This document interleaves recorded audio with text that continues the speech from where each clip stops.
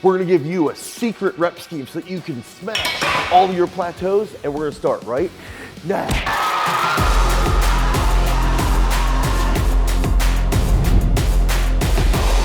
So what is a plateau? If we can first identify a plateau, right? We're going to be stuck at a max weight. Let's say that you have this goal, you wanna bench 300 pounds, and you're just sitting there, and you're pushing towards that big time goal, and you can't get over 280 pounds. It's 3, 4, 5 months of work, and nothing seems to push you to that 300-pound goal. So the individual is gonna do all this high intensity rep schemes, right? They're gonna do 8 to 10 sets of doubles, triples. They might even look for those quick hacks like, what supplement can I take? Or what training tool can I use to elicit some crazy response? And still, nothing is actually happening. There's no increase in your maximal single rep performance. So that first reason is that the athlete doesn't have enough of a baseline with their strength in general. Maybe they're not training long enough and they don't execute really well at that high intensity percentage of training. And this typically will happen with novice lifters. If we have someone who's only been training for 6 to 8 months,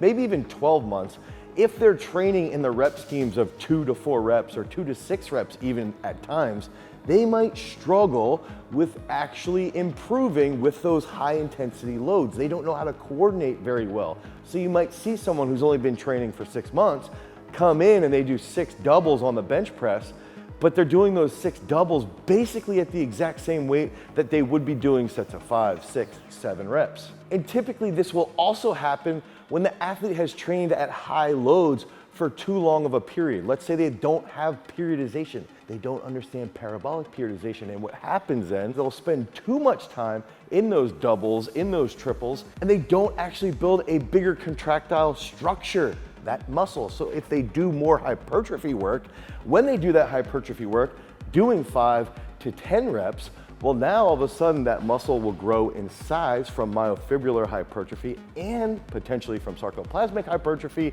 And when that occurs, now that muscle can then be innervated later on, so the contractile structure that's bigger has better innervation and in turn will bust through that plateau. So think about if an athlete is training too long at those high percentages. While they're at that high percentage, their actual contractile structure, the muscle, is not gaining a lot of mass. That's one benefit behind sarcoplasmic hypertrophy and myofibrillar hypertrophy, is that the contractile structure will gain actual mass, and as it improves its innervation, it's going to produce more force. So we need something wild to stimulate some type of growth. So we know that mechanical load leads to greater levels of hypertrophy. Precise reps can improve neural drive and muscular coordination, which leads to more force. Most athletes don't use enough volume, and higher levels of volume can lead to those greater adaptations, which in turn will produce force that will help us bust through that plateau. So what is the secret that we can use to get through that massive plateau? So when we hit this plateau, we can establish and we know about where that relative max is gonna be. If I've been stuck at 390 and my main goal is to bench 405, I just wanna have those 4 plates on the bar, then I know my max is 390 to 400 pounds, and I'm gonna base my secret off of that max of about 390 to 400 pounds. So based off that max of 400 pounds, we can go to about 80%. That's gonna give us 315 pounds, approximately. So we have that 80% established. Now that we know 315 pounds is gonna be on the bar, we're gonna hit this for 3 sets of 5. And this is gonna be pretty challenging, okay? So the first week, you might have a failure, right? You might have 1 or 2 fails throughout your sets.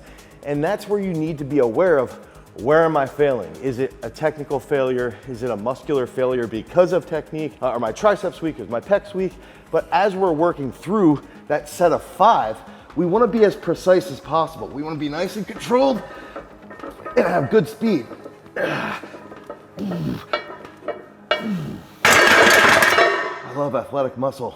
So we're gonna rest for about 2 minutes to 2.5 minutes on these sets of 5. Okay, so the main goal here, we're gonna hit a set of 5 at 315 with our hypothetical situation. We're gonna rest 2 to 2.5 minutes, and we're gonna hit another set of 5. Then we're gonna rest 2 to 2.5 minutes and then hit another set of 5. And if we hit all sets of 5, the next time that we do this workout, it could be 5 to 7 days from now, we wanna add about 10 pounds. So if I got 3 sets of 5 at 315, I wanna go to like 325. Maybe if I felt really strong, I can go to 330. But that's gonna lead us into that next part of the secret that's gonna blow up that bench press, or at least help you get through that crazy plateau. Okay, so the second part of this now, we did those 3 sets of 5. Remember we talked about crazy volume. So we did 3 sets of 5 at 80%. Now we're gonna do 3 sets of 17 reps at 60%, okay? So 60% off of that hypothetical 400, 405, it's gonna be about 235. So we're gonna put on 235, and that's gonna help us get into the next part of this execution, which is termed the 80-60 drop. So we're gonna sit back, we got 235 on, and we're gonna crank out 17 reps. Try and just blast through this. Try and actually focus on, I think this is 6, 7, 8.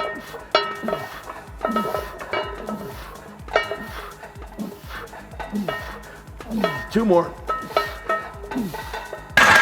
I like to think about just focusing on driving through as rapidly as possible. Good elbow extension on the bench press, really good speed, and try and feel a really strong mind-muscle connection. So why does it work? They're gonna be on the upper end of the max effort. They're not gonna be 90%, so you won't get as stale. You're gonna be pushing that 80% intensity, and that's really gonna stimulate your nervous system. And then that mechanical load that happens when we decrease that weight, when we do the drop down to 60%, will help us improve our technique. It's gonna help us improve our overall sarcoplasmic hypertrophy. When we have sarcoplasmic hypertrophy, that can actually create possibly more space for more myofibrils to come in and then lead to that greater contractile structural force. And that's the big factor here, is that when we're using those sets of 5 and then the sets of 17, we're sort of catering in this crazy area that's gonna stimulate growth on all fronts. And all that growth is gonna be similar to all the growth knowledge that you make when you like, you subscribe, and you smash that notification bell down below. Garage Strength YouTube channel. So what lifts can we use when we're doing the 80-60 drop, and how many weeks can we actually do this type of training? Bench press, phenomenal with the 80-60 drop. Incline bench, absolutely phenomenal with the 80-60 drop. I even believe that if you're good at pull-ups, if you can hit 20 plus pull-ups, about 20 pull-ups, and I'm pretty large, I can get about 17 to 18 pull-ups. I do believe that you can use pull-ups with the 80-60 drop, but it is a little bit more challenging. Now with deadlifts, it's also phenomenal. I would do 3 sets of 5 at 80% with a straight bar, and then if I'm gonna do those 3 sets of 17, I would either use a trap bar or use dumbbells. So if I'm doing back squats, do those 3 sets of 5, really dial in and push yourself as hard as you can. Then we can do those 3 sets of 17 with a shorter rest period with goblet squats or really light squats, where you just try and bust through those positions and work with that mechanical load. So while we're doing those 17 reps, we're gonna rest for about 60 to 90 seconds. So we're taking those 3 sets of 5, 2 minutes to 2.5 minutes. We're taking the 3 sets of 17, 60 seconds to 90 seconds. So a minute to a minute and a half. Dumbbells are also phenomenal to use on day 2 of that upper body workout within your prescribed week.